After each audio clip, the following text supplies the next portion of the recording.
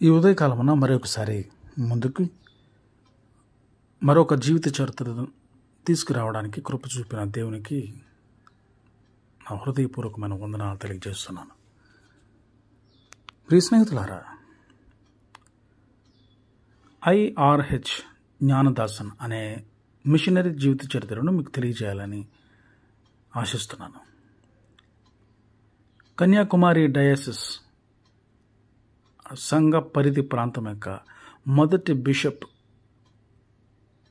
అయినటువంటి ఐఆర్హెచ్ జ్ఞానదాసన్ గారు క్రైస్తవ సంఘాన్ని అలాగే సంఘ కార్యకలాపాలని పటిష్టపరిచిన వానిగా పేరుగాంచారు. 1959 సంవత్సరంలో కన్యాకుమారి డయాసిస్ ఏర్పడినప్పుడు దాని పరిధిలో సుమారు 277 సంఘాలు ఉండేవి. ఇంత పెద్ద డయాసిస్ను నడిపించడం సామాన్యమైన విషయం కాదు. ఆ గొప్ప బాధ్యత జ్ఞానదాసన్ యొక్క భుజాలపై పడింది.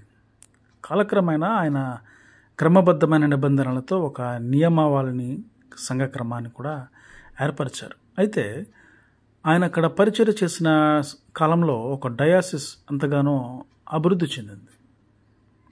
పిల్లల మధ్య తాను చేసిన పరిచర్యకు జ్ఞానదాసన్ గారు పేరుగాంచారు. ఆయన పిల్లలకు బోధించే విధానం అలాగే వారు నేర్చుకున్న దానిని ఆచరణలో పెట్టడానికి వారిని ప్రోత్సహించడం అందరికీ కూడా మాదిరిగా నిలుస్తాయి. ఆయన వయసును బట్టి పిల్లల్ని జట్టులుగా విభజించి ప్రతి జట్టుకి ఒక మిషనరీ పేరును పెట్టారు. రోగుల్ని సందర్శించి వారిని ఉత్సాహపరచడానికి, దేవుని పరిచర్య చేసే వారి కొరకు ప్రార్థన చేయడానికి ఆయన పిల్లలను ప్రోత్సహిస్తూ ఉండేవారు. అలా పిల్లల పరిచర్య ద్వారా ముఖ్యంగా ఆదరణ పొందిన వారు కుష్ఠరోగులు, లెప్రసీ వాళ్ళు. అయితే తాను సేవకునిగా నియమించబడిన రోజు నుండి తన ప్రాంతంలో విద్యా సౌకర్యాలపై ధ్యాస కలిగి ఉన్నారు జ్ఞానదాసన్ గారు. అయితే ప్రాథమిక అలాగే ఉన్నత విద్యలను ప్రోత్సహించడానికై క్రమబద్ధమైన ప్రణాళికలు ఏర్పరిచినటువంటి ఆయన కన్యాకుమారి దాని పరిసర ప్రాంతాలలో అనేక పాఠశాలలను, కళాశాలను కూడా స్థాపించడం జరిగింది. ఆయన నాయకత్వంలో వైద్యం మిషనరీ శిబిరాలు ఎంతో చురుకుగా కొనసాగాయి.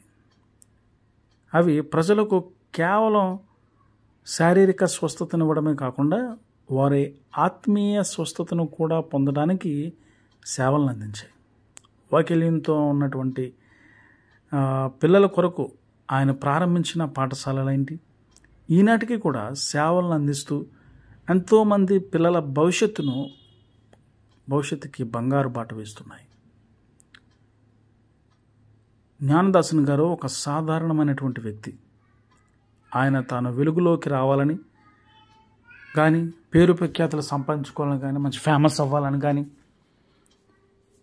కోరుకొనక దేవుని మాత్రమే మహింపరచాలనేటువంటి ఆయనకు వాంఛ ఉండేది.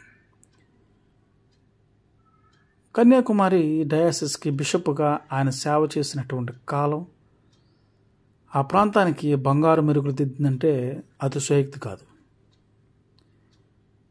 అయితే ఆ కాలము సంఘమును పటిష్టపరిచిన కాలం అని పిలువబడము సరైనదే. ఏప్రిల్ మాసం అంటే 18వ తారీఖు ఐఆర్హెచ్ జ్ఞానదాసన్ యొక్క జన్మదినోత్సవ సందర్భంగా అతని జీవితాన్ని, ఆయన చేసిన పరిచర్యను జ్ఞాపకం చేసుకుని మనం కూడా అటువంటి పరిచర్య ద్వారా దేవుని మహింపరచడానికి ప్రోత్సాహం పొందుదాం. కనుక ప్రియ స్నేహితులారా, మీరు చేసే ప్రతి పనిలో దేవుని మీరు మహింపరచాలనుకుంటున్నారా? అయితే ఈ మిషనరీ జీవిత చరిత్ర మీకోసమే.